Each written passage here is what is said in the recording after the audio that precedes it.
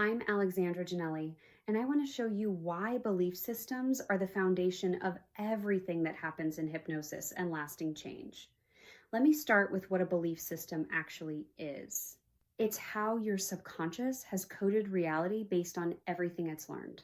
It's the set of assumptions your mind operates from, what it thinks is true, what's possible, what's safe, what you deserve. Most people think their beliefs are facts, but they're really conclusions the subconscious drew from past experience and has been running as if they're permanent truth. I talk about this extensively in my book because it's the core of everything. Think about the beliefs that run most people's lives. I'm not good enough. I can't trust anyone. I don't deserve happiness. People always leave. I'm a failure. We treat these like they're facts about reality, but they're not. They're conclusions built from moments, experiences, rejections, humiliations, and they organize everything we do. Here's where this matters to you as a practitioner. A belief system is what determines whether a suggestion actually lands or gets rejected. You can put someone in a beautiful hypnotic state, offer the most elegant suggestion imaginable, and if it contradicts a core belief, the subconscious will filter it out. The suggestion feels foreign because it doesn't match the architecture the client has already built about how reality works. I get into how to create powerful suggestions in my book, Advanced Hypnosis, which is out now on Amazon.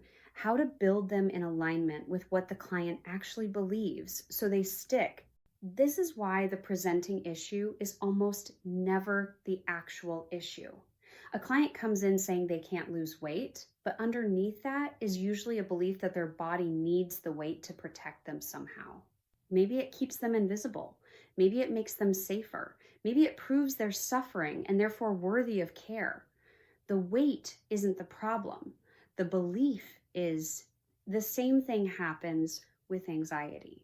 Someone says they want to feel calm, but the belief underneath is often that anxiety keeps them alert, that without it, something bad will happen, that their job is to scan for danger. The anxiety isn't a malfunction. It's a protection strategy the subconscious genuinely believes is necessary for their survival. Understanding belief systems is foundational to everything you do in this work because every pattern, every behavior, every symptom is built on a belief about what's true and what's necessary. You can't change the behavior without understanding the belief that's organizing it. Your job isn't to convince someone their belief is wrong because you can't argue someone out of a belief. Beliefs aren't built on logic, they're built on experience. What you actually do is help them see where the belief came from, what it's been protecting them from, and whether it still serves them now. The real shift happens when the client can see their belief as a decision that was made in a specific moment, not as a permanent fact about who they are. When someone decides at 12 that they're not confident after a humiliating moment in class, they're not seeing the truth of their future. They're making the best sense they can of pain in that instant. But that decision becomes a belief system, and that belief system organizes their entire life from that moment forward. Once they can see it that way, as a protective decision, not a universal truth about themselves, it becomes something they can actually examine. And the moment it's open to examination, the subconscious has permission to reconsider it. That's where suggestion works. Not because you're installing a new belief, but because the old one is no longer held as absolute. There's space. And in that space, the client's own wisdom can reorganize what's actually true. Your job is to create that space, to help the client see their belief systems clearly enough to ask whether they still fit.